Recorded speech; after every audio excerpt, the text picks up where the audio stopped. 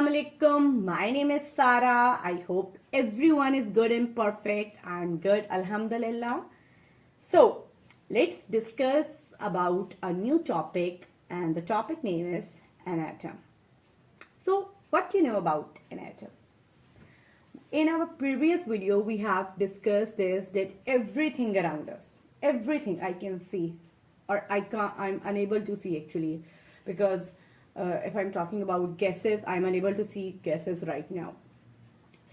Everything around us is made up of a matter, and there are three states of matter: solid, liquid, and gas. Okay.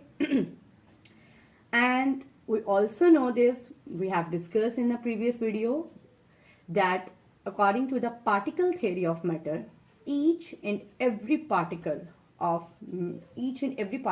matter comprise of an atom. Remember, each and every particle of matter comprise of an atom. Okay. So what is an atom? Atom is the smallest particle of the matter. So what is atom? Atom is the smallest particle of a matter. Now I want to tell you about the difference between an atom and cell, because most of the students ask this question, that which one is bigger or which one is smaller, atom or a cell. Okay.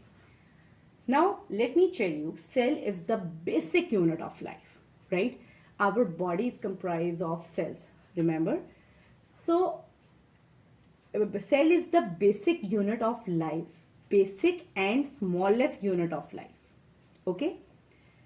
And we know this within a cell. If we talk about animal cell, or if we talk about the plant cell, there we have different organelles like cell membrane, vacuole, nucleus, and in plant, if we do discuss further, chloroplast, cell wall, okay, ribosomes, mitochondria. So these are the organelles. Okay. So inside cell, we have different organelles. And if we talk about the structure of the organelles, we will observe that there are atoms present inside the cell. Maybe if we talk about the plant cell, and if we talk about the cell wall, we have a carbon, we have a hydrogen. That is actually an atom. Okay. So cell is the basic unit of life. Okay. And if we talk about an atom, atom is the smallest of a particle of an matter. Okay. So obviously atom is smaller than the cell. Is it clear? Atom is the smaller than cell. Okay ji. Now come to the point. We have discussed about the atom. Now atom is, let's take example of atom, maybe a carbon, maybe a hydrogen, maybe a nitrogen, sulfur, potassium. These are the atoms. Okay, there is a term called molecule. Okay, what is molecule? Molecule is whenever, okay, for example, this is one atom and this is another atom. When two atoms join together, right? When two atoms join together, they are called molecule. Clear? When two atoms, I'm not telling about the names, I'm just saying whenever the two atoms joining together, this is called molecule. Okay. Now listen to me carefully. Molecule may be an element or maybe a compound. Okay. So basically, whenever these two atoms are joining together, it is molecule. So molecule may be an element or may be a compound. So compound is a molecule, yes. Element is a molecule, yes. Okay. Now what about element? Whenever the two atoms that are same kind, atoms of the same kind are joining together, they are called an element. Whenever the two same atoms joining together, they are called elements. For example, carbon is an element, hydrogen is an element, sulfur is an element. Okay. If we talk about compound, when there are two different atoms joining together, they are called compound. For example, hydrogen atom joined with the oxygen atom, right? Then we have a water. We know the chemical formula of the water is H2O. Okay. In the same way, if we talk about the carbon dioxide, now the carbon atoms are joining together with oxygen atoms. So this is a compound. Is it clear? So whenever the two atoms of the same kind are joining together, they are called an element. And when the two atoms of the different nature, of the different kinds are joining together, they are a compound. Okay. Now a very, very important question. What do you think? Water is an element or a compound? Water is a compound, not an element. Why? Because water is a compound because hydrogen and oxygen, they both are different elements. When they join together, it is a compound. In the same way, air is a mixture of gases. So again, it's a compound. Is it clear? Okay. So now we have a good understanding of atom, molecule, element, and compound. Now let's discuss about the atomic theories, that how we come to know this about the atomic theories and what is an atom. Okay. So let's discuss, but let me tell you, Dalton proposed the atomic theory. He discovered actually an atom. He proposed the atomic theory first. First of all, there is a Dalton atomic theory, and according to Dalton atomic theory, atom is just like a ball. You can see this, right?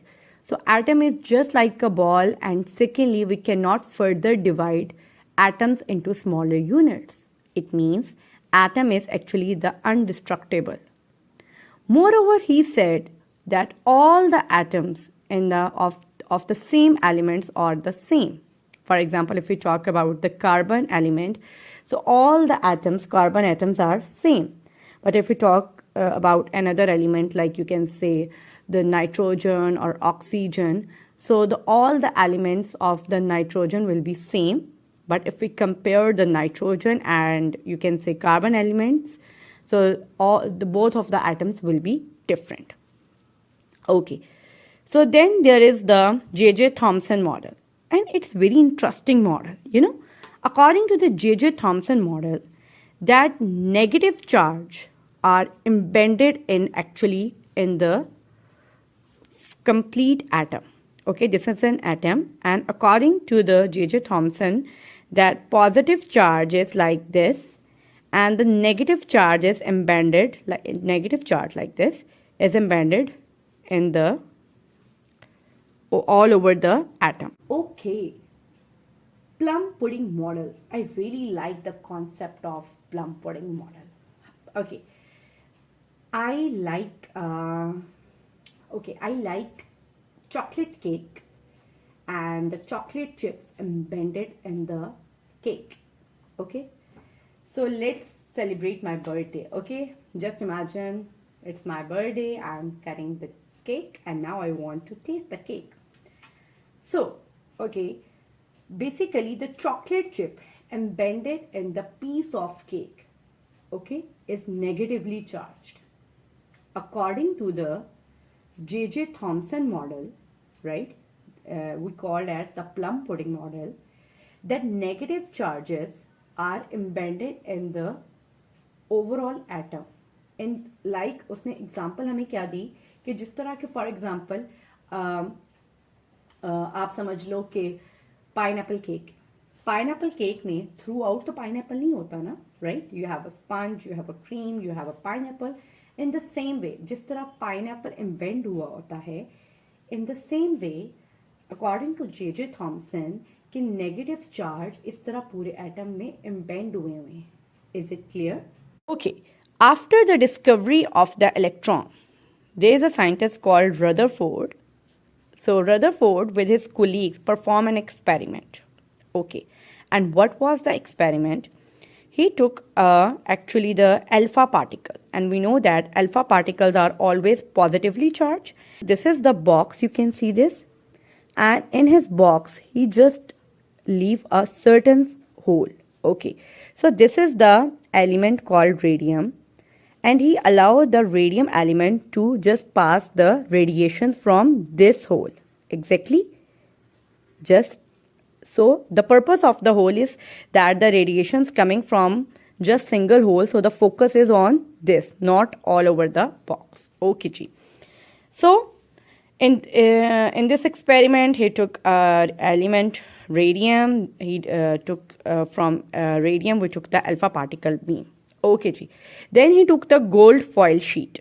Okay, and here you can see the fluorescent screen. Okay. He allowed the alpha particle beam from the radiums to strike the gold foil sheet. Okay. Once the alpha particles strike the gold foil sheet, most of them pass through it and touches the fluorescent screen. It shows that most of the surface of inside the an atom is empty, right? Because we know that alpha particles, and so it can goes straight. Okay, but he observed that at certain points it shows deflection. You can see this. Most of the radiation goes straight, but some of it radiations goes deflected. You can see this, and even some rays are got reflected back. You can see this. They are not allowed to pass through it, but they bounce back. What it shows? Okay, remember, this is alpha particle. And we know this, that positive and positive, they actually repel each other. They repel each other, and positive and negative, they will attract each other. We know this now. So it means there is something inside at the center of an atom due to which there is a repulsion. Is it clear? Alpha particles are positively charged. So when it touches the center of an atom, it reflected back. It shows that there is something which center of the atom. There is something inside an atom which is actually in the center of atom that has positive charge, because alpha particles are positive. Okay, so positive repel each other. So he discovered the proton. And we know that proton has positive charge. Let's talk about the Bohr model. Okay, from J.J. Thomson we have a good understanding of electron. Then Rutherford gave us the proton information, and then Chadwick gave us the information of the neutron. Then there is this is a Chadwick nucleus. According to Chadwick nucleus, that at the center of an atom we have the nucleus, and in nucleus we have a proton and neutron. Let me tell you that this is an atom, and according to Chadwick, this is the nucleus. In the center we have a nucleus, and nucleus consists of proton that has actually the positive charge, and then the neutron. Neutron is neutral, no charge. Okay, so the electron is actually the negative charge, proton positive, and the neutron no charge. Okay, then there is the Bohr model. According to Bohr model, electrons are revolving around the nucleus in circular orbits. You can, okay, whenever there is a Bohr model, just imagine the solar system. Okay, like in the center we have sun, and then Mercury, Venus, Earth. Remember? So, and same goes with the Bohr model. According to Bohr model, that electrons are revolving around in circular orbits. That is called shells, or you can say it orbits. Shells or orbits. Okay. So this was about the Bohr model. After the Bohr model, there is a quantum theory, and according to quantum theory, the electrons are actually revolving around the nucleus in wave-like motion, not in certain orbit, but in waves. Okay. Okay, now we have a good understanding of the atomic theory, that Dalton theory, like atom is just like a ball. Then there is a J.J. Thomson model, a plum pudding model, who discovered the electron. Then there is the Rutherford experiment, and with the help of Rutherford experiment, there is the discovery of proton, that at the center of an atom we have a proton. Okay, then Chadwick discovered the neutron, and we know this, that an atom. Inside the atom we have a nucleus, and nucleus comprised of proton and neutron. Neutron is neutral, non charge, and proton has positive charge. Okay, then there is a Bohr atomic model, and according to Bohr model, electron revolve around in the fixed orbit. And then there is a quantum theory, and according to quantum theory, electrons doesn't actually revolve around the orbit, but they rotate in a wave-like motion. This was about the atomic theory, and let me tell you very important point. Inshallah, in next video I will explain you that number of proton is equal to number of electron in an atom. This is the main point. The number of electron is equal to the number of proton. For example, if we talk about carbon, carbon has 6 protons. So basically 6 protons, so 6 electrons. Inshallah, in coming video, I will describe you all these points in detail. Thank you so much. Allah Hafiz. Take care.